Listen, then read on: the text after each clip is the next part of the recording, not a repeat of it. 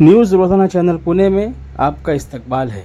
वक्फ amendment bill parliament में आज पेश किया जा रहा है, जिसके खिलाफ पुणे के तंजीमों, उलमाए इकराम और इंडिया अलायंस के नेताओं ने पुरजोर एहतजाज दर्ज करते हुए पुणे कलेक्टर को एक मेमोरेंडम सौंपा, जिसके अंदर वक्फ अमेंडमेंट बिल के खिलाफ विरोध दर्ज किया गया। इस मौके पर बड़ी संख्या में इंडिया अलायंस के नेता, उलमाए इकराम, एसडीपीआई पार्टी के लोग और बड़ी संख्या में इस बिल के खिलाफ एहतजाज दर्ज करने के लिए लोग मौजूद थे। नहीं चलेगी, नहीं चलेगी, तानाशाही नहीं चलेगी, अरे नहीं चलेगी, नहीं चलेगी, तानाशाही नहीं चलेगी, नहीं चलेगी, नहीं चलेगी, तानाशाही नहीं चलेगी, जमिनी आमच्या हक्काच्या नाही कोणाच्या बापाच्या। अरे नीतीश कुमार, अरे होश में आओ, होश में आओ, नीतीश कुमार होश में आओ, अरे होश में आओ, होश में आओ, नीतीश कुमार होश में आओ। कपडा पहनणं बंद करा, जे पारंपरिक आहे आमच्या मुलींना पण त्या ठिकाणी हिजाबला बंदी करतात।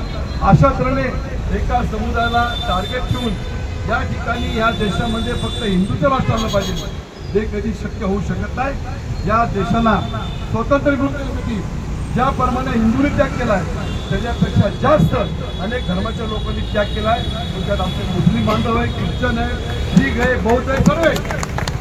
ह्या देशामध्ये बाबासाहेबांची घटना चालते, संविधान चालते, त्या संविधानाने आपल्याला दिलेले या देशामध्ये सर्व धर्म समभाव ही तत्व प्रणाली शेवटपर्यंत चालणार आहे। कुणी जर म्हणत असेल एका धर्माचं राज्य ह्या देशामध्ये आलं पाहिजे, ते त्यांची फार मोठी चूक आहे।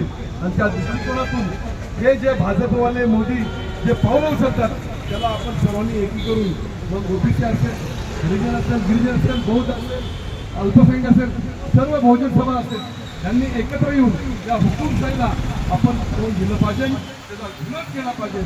मी माझ्या पक्षाच्या वतीने, माझ्या समाजाच्या वतीने आमच्या मुस्लिम बांधवांनी जे पाऊल चालले त्यांच्या खांद्याला खांदा लावून आपण सर्व या गोष्टीचा विरोध करू आणि वक्फ बोर्डाची हा दुरुस्ती कायदा हा रद्द झाला पाहिजे। वक्फ बोर्डाची जागा ही आमच्या मुस्लिम बांधवांना वक्फ बोर्डाच्या जमिनीला दिली पाहिजे, अशा तऱ्हेची आपण मागणी करून रस्त्यावरती लोकशाहीच्या माध्यमातून आपण मोठ्या प्रमाणे हल्ला उभा करूया, एवढंच या ठिकाणी सांगतो। आणि आपल्या सर्वांना या कार्यक्रमाबद्दल मनापासून धन्यवाद। जय हिंद, जय भीम, जय महाराष्ट्र।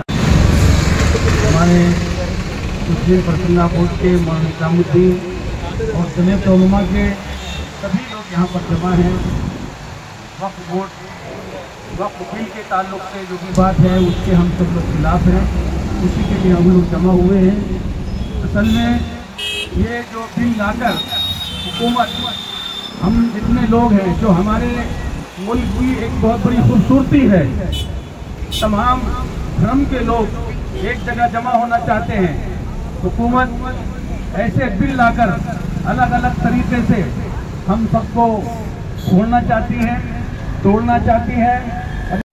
समाजवादी पक्षाचा पुणे शहर अध्यक्ष म्हणून हे सांगायला आनंद सुद्धा होतो आणि अभिमान सुद्धा वाटतो की आज माझ्या पक्षाचे 37 खासदार वाद म्हणून तिथं वक्फ बोर्डाच्या जमिनींच्या विधेयकाच्या विरोधात आपल्या गर्जना करत आहेत। आमचे नेते अखिलेश यादव यांनी पहिल्या दिवसापासून वक्फ बोर्डाच्या या ज्या नवीन येणाऱ्या कायद्याला विरोध केलेला आहे आणि हा विरोध आमचा सतत चालू आहे। आज या वक्फ बोर्डाच्या निमित्ताने हे सांगावंसं वाटतं की भारतीय जनता पक्षाचं सरकार 2014 नंतर आलं आणि 2014 पासून यांनी मुसलमानांना दहशतवादी आणि दलितांना नक्षलवादी, अर्बन नक्षलवादी ठरवण्याचा घाट घातलाय। आज वक्फ बोर्डाच्या जमिनींच्या निमित्ताने एक गैरसमज यांनी पसरवण्याचा प्रयत्न गैरमुस्लिमांमध्ये चालू केलाय। तो प्रयत्न असा आहे की जसं रेल्वे बोर्ड असतं, जसं क्रिकेट बोर्ड असतं, तसंच वक्फ बोर्ड आहे की काय असा प्रश्न गैरमुस्लिमांना पडलेला आहे। पद्धतीने पुण्यामध्ये होणाऱ्या या आंदोलनामध्ये बिशप जॉर्ज गोलक साहेब या ठिकाणी आपल्या आंदोलनाला पाठिंबा देतात। मी त्यांना विनंती करतो, कृपया त्यांनी आपले विचार व्यक्त थोडक्यात करावे, विनंती आहे। सर्व मान्यवरांना मी एवढंच सांगतो, सर्व ख्रिस्ती समाज हा आपल्या पाठीशी आहे आणि हे बिल पास होणार नाही एवढा आम्ही देवाकडे आम्ही प्रार्थना नक्की करू। हम सब, हम सब, हम सब, एवढंच बोलून मी माझे 2 शब्द संपवतो। थँक्यू। आज पार्लमेंटमध्ये वक्फ अमेंडमेंट बिल जे पेज इंट्रोड्यूस करत आहेत, टेबल केलेलं आहे, हे वक्फ बिल पूर्णतः एक धार्मिक विषयाच्या हेतू समोर ठेवून टेबल करण्यात आलेलं आहे। हे वक्फ बिल कोणत्याही समाजाने एखादी मागणी केल्यानंतर त्या संदर्भात कायदे कानून पुढे आणणं महत्वाचं आहे, परंतु भाजपाच्या संघाच्या मागणीवर वक्फ बिल अमेंडमेंट जे प्रोड्यूस केलेलं आहे हे यांच्या मागणीवर आहे, संघाच्या मागणीवर आहे। मुस्लिम समाजाची कोणतीही संघटना मुस्लिम समाजातून कधीही वक्फच्या संदर्भात कोणतीही मागणी कायदा करण्यासंदर्भात झाली नव्हती आणि ह्या कायद्यामध्ये ज्या पद्धतीने तरतुदी त्यांनी आणलेल्या आहेत ते पूर्णतः वक्फ आणि मुस्लिम समाजाच्या विरोधातले आहेत। या कायद्यामध्ये जगातमध्ये कोणत्याही देशामध्ये कुठेही असा कायदा नसेल ज्या ठिकाणी दान देण्यासाठी तुम्हाला 5 वर्ष कमीत कमी धार्मिक असावं लागेल असं नियम कुणी बनवला असेल असं दाखवावं। 5 वर्ष धार्मिक या भारतामध्ये एखादा नास्तिक जरी असेल त्याला दान करायचं असेल तर तो करू शकतो, परंतु या वक्फ अमेंडमेंट बिल मध्ये जे प्रोव्हिजन आणलेले आहे प्रॅक्टिसिंग मुस्लिम ह्याच्यात सांगितलं की तुम्ही 5 वर्ष मुस्लिम असायला पाहिजे। कोण चेक करणार मुस्लिम आहे का नाही? या बिल संदर्भात मुस्लिम समाजामध्ये मोठ्या प्रमाणात नाराजगी आहे, संताप है। और मैं मुस्लिम समाज की जानिब से बोलना चाहता हूँ कि मुस्लिम समाज अपने घरों की हिफाजत करते हैं तो अल्लाह के घर की हिफाजत करना ये हमारा सबसे बड़ा है। इसके लिए हमारी जान माल की कुर्बानी देने के लिए हम लोग तैयार है। हम 1 इंच भी जगह जो है वक्फ की नहीं जाने देंगे। और हम बोलना चाहते हैं कि इसको अगर इस बिल पास होता है तो हम लोग बड़े तौर पे जो इस मुल्क के अंदर आंदोलन करेंगे और इस वक्फ अमेंडमेंट बिल को हम हमारे जूते के नोक पे रखते हैं, हम इसको रिजेक्ट करते हैं। और यहाँ पे आए हुए बहुत सारे मान्यवर हैं, हम चाहते हैं कि मुस्लिम समाज को शुरखुरमा, ईद मिलन, मुशायरा, कव्वाली की नहीं चाहिए। अगर हमारी कुछ मांगे हैं तो हमारा हक हमें दीजिए, हमारे न्याय के लिए आप खड़े रहिए। मैं कहने वाला हूँ कि जो कुछ सेक्युलर पार्टीज है वो इस माइनॉरिटी के लिए, अल्पसंख्यक के लिए, उनके प्रोटेक्शन के लिए आप लोगों को आगे आना पड़ेगा। इनका प्रोटेक्शन इस मुल्क के संविधान का प्रोटेक्शन है, इस मुल्क के एकता का प्रोटेक्शन है। धन्यवाद। धूळफेक कशी करायची, त्यांना त्या ठिकाणी दिशाभूल कशी करायची हे भाजपवाले अनेक वर्षापासून करतायत। गोंडस नावाखाली की आम्ही लोकांच्या भल्यासाठी करतोय, परंतु लोकांच्या त्या ठिकाणी न्याय हक्कावर गदा आणण्याचा त्या ठिकाणी ते प्रयत्न करतात।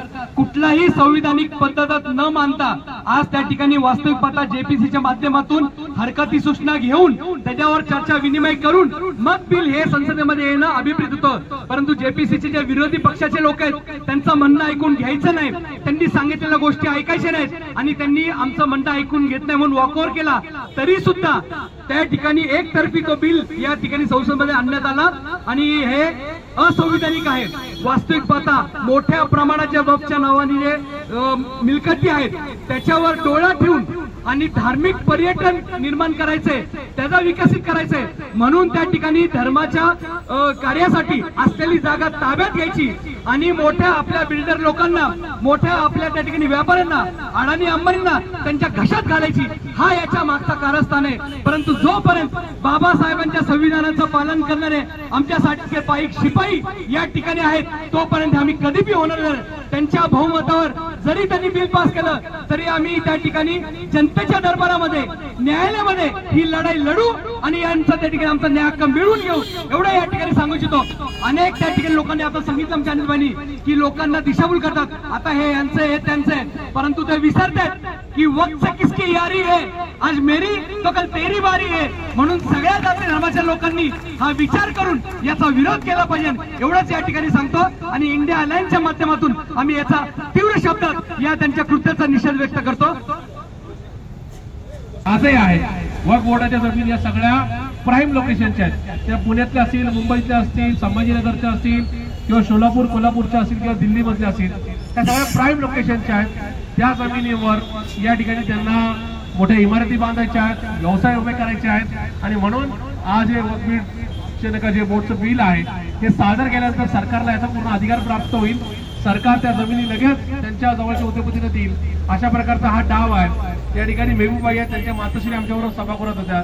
मी जबाबदारी सांगू इच्छितो, काँग्रेसची सत्ता 1950 साली महानगरपालिकेत आली पुण्याच्या, नंतर 2007 ते 17 राष्ट्रवादी काँग्रेस पार्टी सत्तेमध्ये होती. पण या काळामध्ये आम्ही आमच्या जवळच्या कुठल्याही संस्थेला जागा जमिनी देऊ शकलो नाही. पण 2017 ते आताच्या 24 सालापर्यंत या शहरातल्या सगळ्या प्राईम लोकेशनची सभागृह आणि छोट्या मोठ्या जागा ह्या 1 रुपया भाड्याने 30-30 वर्षांनी 50-50 वर्षांच्या करारावर ह्या हिंदुत्ववादी संघटनांना किंवा भाजपच्या जवळच्या संस्थांना देण्यात आलेल्या आहेत. आणि आमचा थेट आरोप आहे, याच्यातून त्यांचं एकूणच जे काय धंदे पाणी चालण्याकरता किंवा दुकानदारी चालण्याकरता हा सगळा खेळ केलेला आहे. मुळातच भाजप हा देश विकायला आलेला पक्ष आहे. त्याच्यामुळं आमचा या आंदोलनाच्या माध्यमातून या विधेयकाला विरोध आहे. मी या प्रसंगी राष्ट्रवादी काँग्रेस पार्टी शरदचंद्रजी पवार पक्षाचा या विधेयकाला विरोध जाहीर करतो. आणि या ठिकाणी असू शकतो, त्यामध्ये आम्ही नाकारता येत नाही. पण अशा पद्धतीने 70% जास्त या जमिनी भडकल्या गेल्या आहे. आणि आता नव्याने झालेल्या 30%वर आम्ही कब्जा होऊ देणार नाही. याचा आम्ही प्रखर विरोध करू, रस्त्यावर येऊ, वाटेल ते करू. पण हा सरकारचा आम्ही विरोध करू. तानाशाही सरकारचा विरोध नहीं चलेगी, नहीं चलेगी, तानाशाही नहीं चलेगी, नहीं चलेगी, नहीं चलेगी. वकील वापस लो, वापस लो, वापस लो, वापस लो, वापस लो, वकील वापस लो.